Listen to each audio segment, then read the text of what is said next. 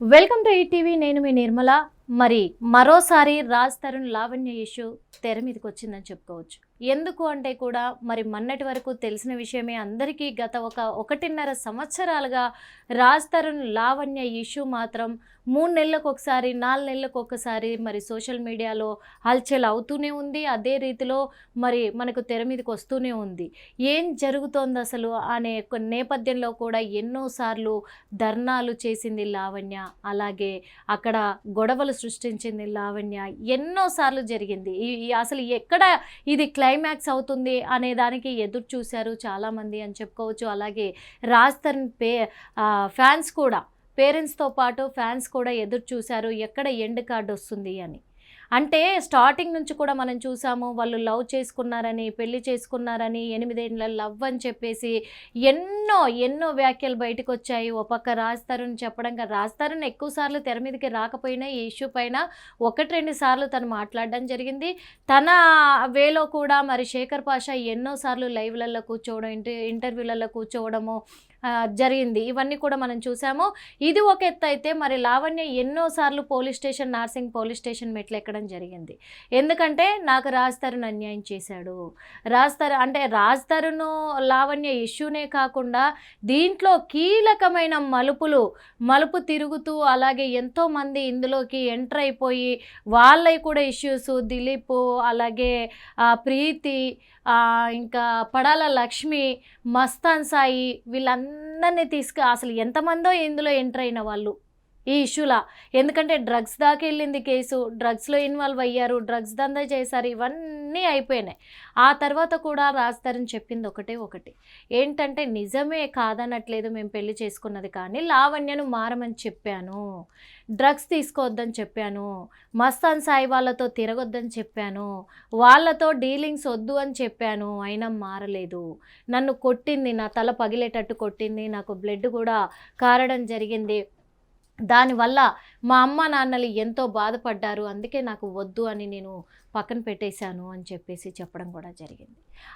ఆ విషయంలో కూడా ఇక్కడ చూసుకుంటే లావణ్య కూడా ఎన్నోసార్లు మీడియా సమక్షంలో కూడా చెప్పడం జరిగింది, లేదు నేను ఎలాంటి తప్పు చేయలేదు, రాజే తప్పు చేశాడు అని చెప్పేసి కూడా మాల్వి మల్హోత్రాతోటి సంబంధం పెట్టుకొని నన్ను దూరం చేస్తున్నాడు అని ఎన్నో రకాలుగా ఎలిగేషన్స్. ఇక్కడ అన్ని విధాలుగా పోరాడినప్పటికీ కూడా తీరా చూస్తే లాస్ట్ టైము ఒక 4-5 నెలల క్రితము ఒక ఇష్యూ జరిగింది.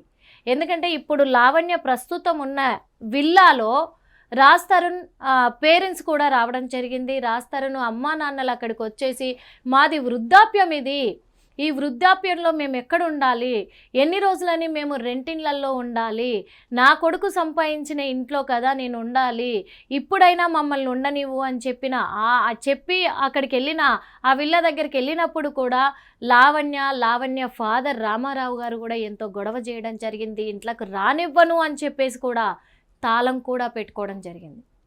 ఇవన్నీ కూడా మనం విజువల్స్లో చూసాము, వీడియోలలో చూసాము. వెళ్ళి డైరెక్ట్గా లావణ్యను వాళ్ళ ఫాదర్ని కూడా అడగడం జరిగినప్పుడు కూడా వాళ్ళ ఫాదర్ కూడా చెప్పాడు, లేదు మేమే 80 లక్షలు పెట్టుకున్నాం ఈ ఇంటికి, రాజ్ తరుణ్ ఈ రోజున ఈ పొజిషన్లో ఉన్నాడంటే కారణం నా కూతురు నా వల్లనే ఆయన ఈ రేంజ్లో ఉన్నాడు, ఇప్పుడు ఒక హీరోగా ఉన్నాడు. అంతేకాకుండా ఈ విల్లా కొనేటప్పుడు కూడా నా కూతురు నేను కలిసి 80 లక్షలు ఈ విల్లాకి పెట్టుకున్నాము, మిగతాది రాజ్ తరుణ్ పెట్టుకున్నాడు, అలాంటప్పుడు నా కూతురికి భాగం ఉంటుంది కదా, ఇద్దరు భార్యాభర్తలు కదా అని చెప్పేసి చెప్పడం కూడా జరిగింది. కానీ ఈ భార్యాభర్తలు అనే దానికి నిదర్శనంగా ఒక్క ప్రూఫ్ కూడా లావణ్య బయట పెట్టలే. ఏవో ఒక వీడియో మాత్రం బయట పెట్టింది. రాజ్ తరుణ్ వాళ్ళ పేరెంట్స్ ఇంటికి రాజ్ తరుణ్ లావణ్య వెళ్ళినప్పుడు ఇద్దరిని వాళ్ళ పేరెంట్స్ ఆశీర్వదిస్తున్నది, ఒక వ్రతం చేస్తున్నది, ఈ వీడియో మాత్రం బయట పెట్టింది. కానీ ఎక్కడ కూడా అఫీషియల్గా లీగల్గా ఒక ప్రూఫ్ కూడా బయట పెట్టలేకపోయింది లావణ్య. రాజ్ తరుణ్ కూడా ఒక విషయం చెప్పారు, లీగల్గా ఎక్కడా లేదు మేము పెళ్లి చేసుకున్నట్లు, కాకపోతే నేను పెళ్లి చేసుకోలేదు అని అబద్ధం కూడా ఆడట్లేదు, కానీ తన బిహేవియర్ కరెక్ట్గా లేదు, తన బిహేవియర్ని మార్చుకోవడానికి ఎన్నోసార్లు నేను టైం ఇచ్చాను, కానీ తను మారడం లేదు, అలాంటప్పుడు నాకు అవసరం లేదు, అని క్లియర్ కట్గా రాస్తారని చెప్పడం కూడా జరిగింది. దానికి సంబంధించి లావణ్య ఏమేం చేసింది, ఎక్కడెక్కడ ఎవరెవరితో తిరిగింది, ఎలాంటి డ్రగ్స్ తీసుకునింది, అవన్నీ కూడా ప్రూఫ్స్తో సహా ఎప్పటికప్పుడు శేఖర్ పాషా మీడియా ముఖంగా బయట పెడుతూ కూడా రావడం జరిగింది. కానీ ఈరోజు మొన్నటి వరకు పోట్లాడిన ఆ ఇంట్లో నేను ఇక్కడే ఉంటాను, ఇప్పుడు కూడా ప్రస్తుతం రాజ్ తరుణ్ వాళ్ళ పేరెంట్స్ అయితే అదే విల్లాలో అక్కడే ఉంటున్నారు. అక్కడే లావణ్య కూడా ఉంటుంది, ఇప్పటికీ కూడా అక్కడే ఉంటుంది లావణ్య. కానీ తను కేసు వేసిన అంటే మనకు ఒక 3 నెలల క్రితం చూసుకున్నట్లయితే ఆ విల్లా వేరే వాళ్ళు కొన్నారు, వాళ్ళు వచ్చి స్వాధీనం చేసుకుంటున్నారనే వార్తలు కూడా చక్కర్లు కొట్టాయి సోషల్ మీడియాలో. అలాంటప్పుడు కూడా మనం వెళ్ళి మాట్లాడడం కూడా జరిగింది. విల్లా ఎవరికి అమ్మలేదు, ఎవరు కొనట్లేదు అంటే ఒక పొలిటికల్ లీడర్కి సంబంధించి కూడా ఈ విల్లా పైన అప్పు తీసుకున్నాము అని చెప్పేసి లావణ్య ఒప్పుకోవడం జరిగింది. ఆ అప్పు తీసుకున్నప్పుడు కూడా నేను కొంత మేరకు వాడుకున్నాను, కొంత మేరకు రాజ్ తరుణ్ వాడుకున్నాడు, రాజ్ తరుణ్ హీరో అవ్వడానికే అవి తీసుకున్నాము అని చెప్పేసి కూడా లావణ్య చెప్పడం కూడా జరిగింది. కానీ ఇదంతా పక్కన పెడితే ఈరోజు మెయిన్ టాపిక్ ఏంటంటే ఓ పరంగా రాజ్ తరుణ్ లావణ్య కేసుకు సంబంధించి ఈ ఇష్యూకి సంబంధించి కూడా ఈరోజు ఒక ఎండింగ్ కార్డు పడ్డదనుకోవచ్చు. హైకోర్టు తీర్పునిచ్చింది. హైకోర్టు ఏమని తీర్పునిచ్చిందంటే లావణ్యకు ఎలాంటి సంబంధం లేదు ఈ ఇంటితో, ఈ విల్లాతోని లావణ్యకు ఎలాంటి సంబంధం ఎందుకు లేదు అంటే కూడా లావణ్య రాజ్ తరుణ్కి మ్యారేజ్ అయినట్టుగా అంటే పెళ్లి జరిగినట్టుగా ఎలాంటి ప్రూఫ్స్ కూడా లావణ్య చూపించలేకపోయింది, ఆధారాలు తీసుకురాలేకపోయింది. అంటే ఆధారాలు లావణ్య తరఫున ఉన్న న్యాయవాది కూడా తను ఏం సమర్పించలేకపోయాడు, రాజ్ తరుణ్ భార్యనే లావణ్య అని అక్కడ నిర్ధారించలేకపోయారు. కాబట్టే ఎలాంటి ప్రూఫ్స్ ఆధారాలు లేవు కాబట్టి రాజ్ తరుణ్కి లావణ్యకి ఎలాంటి సంబంధము లేదు, రాజ్ తరుణ్ పేరెంట్స్ ఉన్నటువంటి ఆ విల్లాకి లావణ్యకి ఎటువంటి సంబంధం లేదు, ఆ విల్లాలో లావణ్య కానీ లావణ్యకు సంబంధించిన సంబంధికులు కానీ ఎవరు కూడా ఉండడానికి వీలు లేదు అని పకడ్బందీగా హైకోర్టు తేల్చి చెప్పేసింది. మరి హైకోర్టు తేల్చి చెప్పడంతో కూడా లావణ్య తరఫున వాదనలు వినిపించారు. లావణ్య తరఫున ఉన్న న్యాయమూర్తికి అక్కడ వాదనలు వినిపించడంతో కూడా న్యాయమూర్తి మాత్రం హైకోర్టు నుంచి ఒకటే చెప్పడం జరిగింది, ఇక్కడ రాజ్ తరుణ్తో కానీ రాజ్ తరుణ్ పేరెంట్స్తో కానీ రాజ్ తరుణ్ పేరెంట్స్ ఉంటున్న విల్లాతో కానీ లావణ్యకు ఎలాంటి సంబంధం లేదు కాబట్టి ఇక్కడ టైం వేస్ట్, వాదనలు అనవసరము, మీకేదన్నా ఉంటే వెళ్ళి సుప్రీంకోర్టులో తేల్చుకోండి, కానీ ఇక్కడ హైకోర్టు టైం వేస్ట్ చెయ్యొద్దు అని చెప్పేసి హైకోర్టు తేల్చి చెప్పేయడం జరిగింది. మరి ఇది నిజంగా హైకోర్టు తేల్చి చెప్పేసింది కాబట్టి ఇప్పుడు లావణ్యది ఎలా ఉంది, లావణ్య నెక్స్ట్ స్టెప్ ఏం తీసుకోబోతుంది, సుప్రీంకోర్టును సంప్రదించబోతుందా లేకపోతే ఏంటి? హలో శేఖర్ భాష గారు, నమస్తే అండి. నేను హిట్ టీవీ నుంచి నిర్మలనండి. ఏం లేదండి, లావణ్య ఇష్యూ మీద హైకోర్టు ఒక తీర్పునిచ్చింది అని చెప్పేసి ఇప్పుడు మనకు వార్తలు వినిపిస్తూ ఉన్నాయి. నేను ప్రస్తుతం అయితే మరి లైవ్లో ఉన్నాను సార్. అందుకే మీ దగ్గర నుంచి అయితేనే కరెక్ట్ ఇన్ఫర్మేషన్ వస్తుంది అని చెప్పేసి మీకు కాల్ చేయడం కూడా జరిగింది. అయితే ఇది జడ్జిమెంట్ ఒక 3 days అవుతుంది అనుకుంటా వచ్చి. ఓకే, 3 days బ్యాక్ వచ్చింది. ఓకే, హైకోర్టు జస్టిస్ ఇచ్చారు. ఓకే, ఇప్పుడు వెళ్ళి అంటే ఆ ఇల్లు ఉంది కదా రాజ్ తరుణ్ ఇంట్లో ఎలా అయినా సరే ఆవిడ బలవంతంగా ఉండాలని. ఓకే, ఆవిడ అంటే అప్పుడు పోలీసులకు ఫోన్ చేసి నేను ఇక్కడే ఉండాలి, ఇది నా ఇల్లు ఏదంటే వాళ్ళు ఏదైనా సివిల్ లో చూసుకోండి, ఇక్కడ సివిల్ మ్యాటర్ ఇది, ఇంకా మనం చేసేది ఏం లేదని చెప్పి వాళ్ళు చేస్తే ఈవిడ హైకోర్టుకి వెళ్ళి నాకు పోలీస్ ప్రొటెక్షన్ తోటి నేను ఆ ఇంట్లో ఉండేట్టు నాకు అనుమతి ఇవ్వండి అని చెప్పి అలా డైరెక్ట్ చేయండి, డీజీపీని అందరినీ వాళ్ళని వీళ్ళని డైరెక్ట్ చేయండి, 10 మంది పిటిషన్ నా చీఫ్ సెక్రటరీని కూడా డైరెక్ట్ చేయండి అని చెప్పి ఆవిడ పెట్టింది అనమాట. కోర్టు పరిశీలించిన తర్వాత నీకు ఏ రకమైన అగ్రిమెంట్ ఉందా, కనీసం ఓనర్ గా, జాయింట్ ఓనర్ గా గానీ, ఆయన భార్య అంటున్నా, భార్యకి సంబంధించిన ప్రూఫ్ ఉందా, అలాంటి ఏమీ మీరు చూపించట్లేదు. దాంట్లో కూడా ఫర్నిష్ చేసిన డీటెయిల్స్ లో కూడా కొన్ని ఫేక్ డీటెయిల్స్ చేశారు. లైక్ ఆవిడ 32 years అని, రాస్తారని 33 years అని పెట్టింది. బేసికలీ ఆవిడే పెద్ద, ఈయనకన్నా ఒక 1 year పెద్ద. ఆ డీటెయిల్స్ కూడా ఫేక్ డీటెయిల్స్ కోర్టుకు వెళ్ళాయి. సో ఇవన్నీ వాళ్ళ దృష్టికి వచ్చినాయి. అండ్ అది కాకుండా జడ్జి గారు అభిప్రాయపడింది, ఒకవేళ ఆవిడ కనుక నిజంగానే ఆయన భార్య అని ఆవిడ అనుకుంటే ఆవిడ చేయాల్సిన పని ఏంటి అంటే, ఆయన ఎక్కడ ఉన్నాడు అక్కడికి వెళ్ళాలి.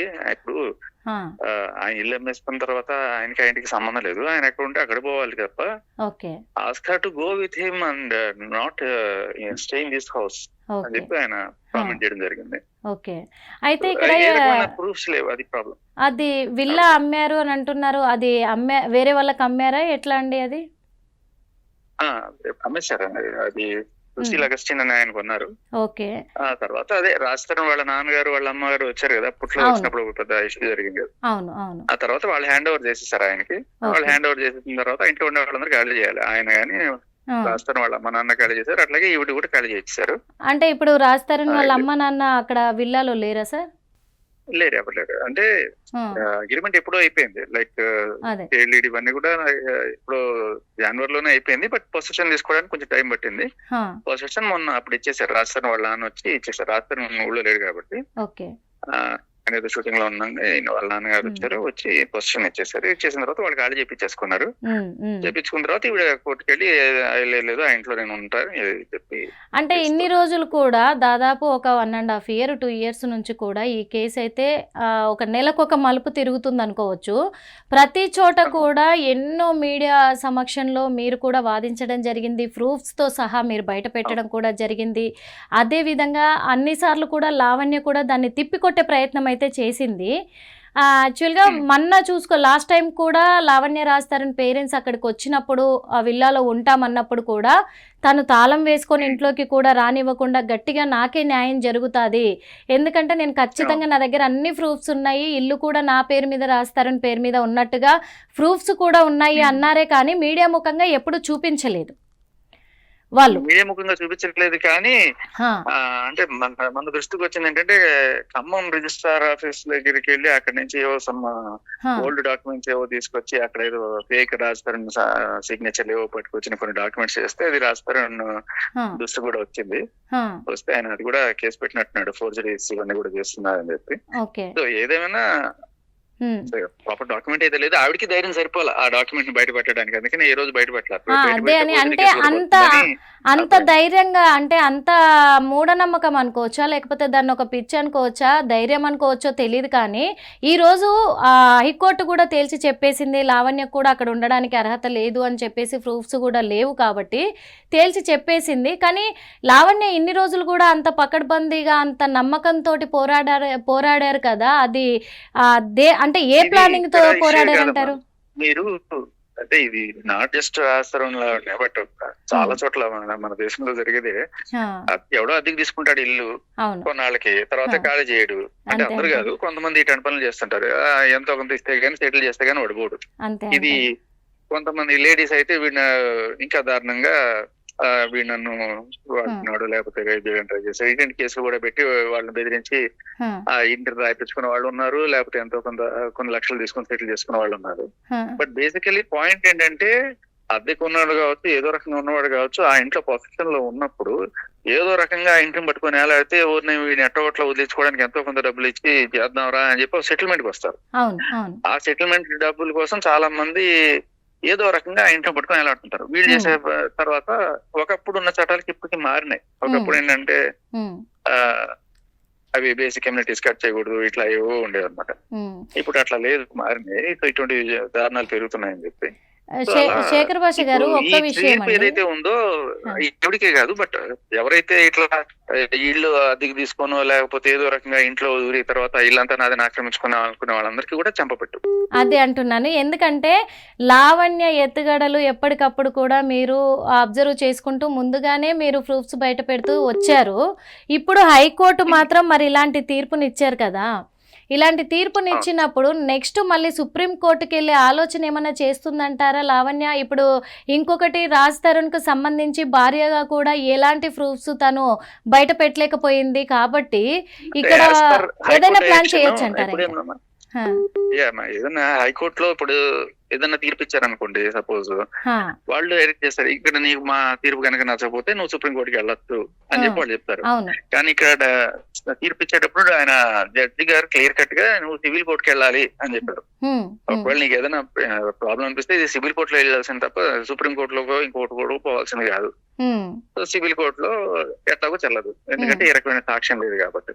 అయితే సివిల్ మ్యాటర్ క్లియర్ కట్ గా తేలి చెప్పారు. సివిల్ మ్యాటర్ మీరు ఏదైనా ఉంటే అక్కడ చేసుకోవాలి, మీ దగ్గర ఉన్న డాక్యుమెంట్లు ఉన్నా కూడా అవి అక్కడ తెలుసుకోవాల్సింది తప్ప ఇట్లా పోలీస్ ప్రొటెక్షన్ ఇవ్వడం అనేది కుదరదు. అంటే పోలీస్ ప్రొటెక్షన్ బలవంతంగా అక్కడ ఉండడం అనేది.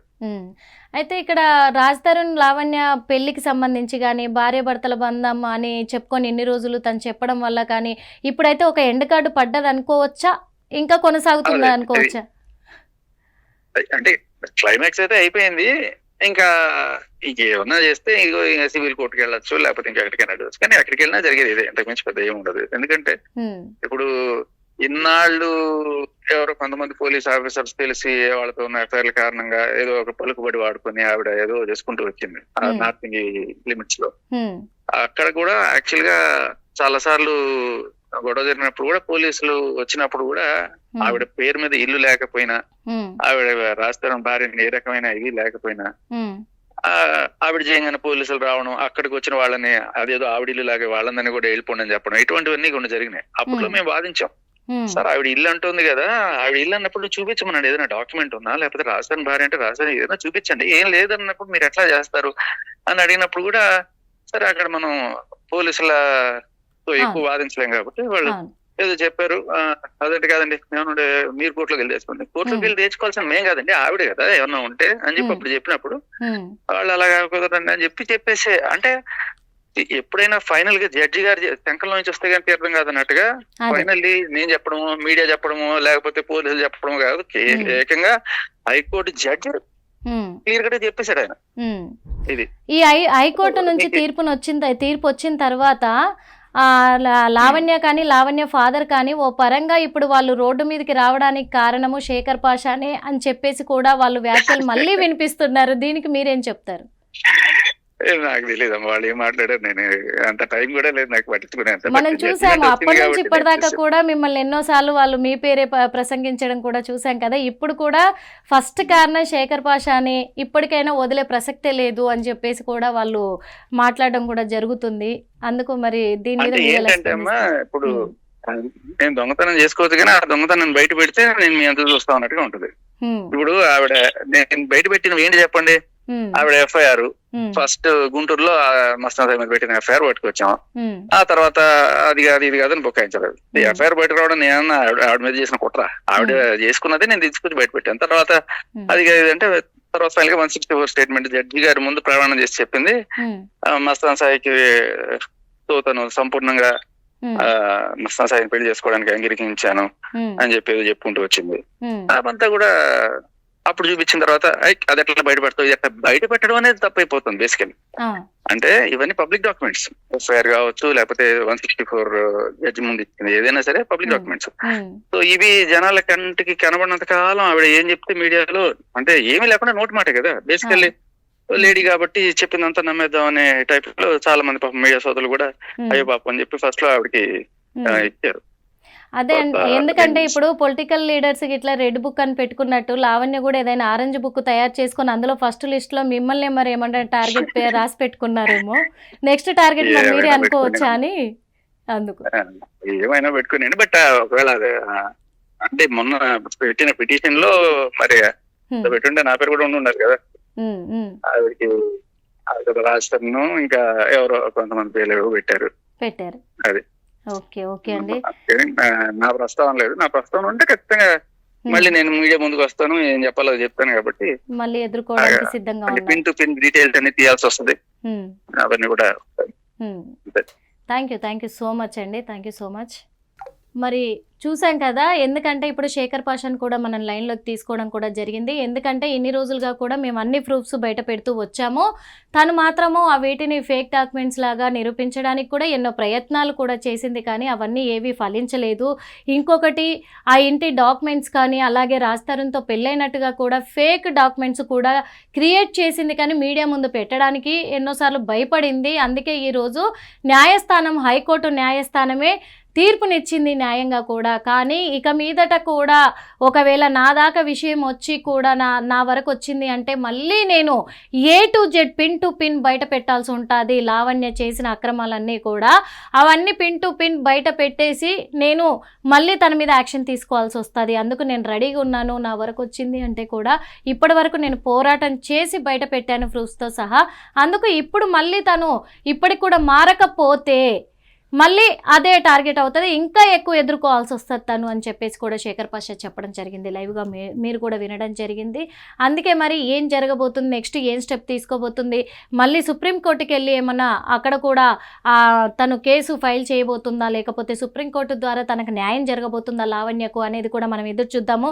ఇందాక లావణ్య ఫాదర్ కూడా మనకు కాల్ చేశారు, మరొకసారి కాల్ చేద్దాము లావణ్య ఫాదర్కి కూడా. మళ్ళీ ఫోన్ లిఫ్ట్ చేయట్లేదు. ఓకే, తను లైవ్లోకి వచ్చినప్పుడు నేను వాయిస్ రికార్డు కూడా మీకు వినిపించే ప్రయత్నం అయితే చేస్తాను. మరి కాకపోతే ఇక్కడ విషయము క్లియర్ కట్గా ఏమర్థమవుతుంది అని అంటే కూడా రాజ్తరుణ్ వేరే వాళ్ళకి ఇల్లు అమ్మేశాడు. అమ్మేసిన తర్వాతే ఆ ఇంట్లో ఒకరు కొన్న తర్వాత వీళ్ళు ఉండడానికి వీలు లేదు కాబట్టి ఇప్పుడు రాజ్తరుణ్ పేరెంట్స్ కూడా అక్కడ నుంచి ఖాళీ చేశారు, వాళ్ళు కూడా బయటకు వచ్చేసారు. అందుకే లావణ్యను కూడా ఇప్పుడు బయటికి వెళ్ళాల్సిందిగా వాళ్ళు కోరారు కాబట్టి లావణ్య వెళ్ళి కేసు వేయడం జరిగింది. అక్కడ ప్రూఫ్స్, ఆధారాలు ఏమీ లేవు కాబట్టి ఇప్పుడు లావణ్యకు ఆ ఇంటికి రాజ్తరుణ్కి ఎలాంటి సంబంధం లేదు కాబట్టి లావణ్య కూడా అక్కడ నుంచి వెళ్ళిపోవాల్సిందే అని తేల్చి చెప్పేశారు.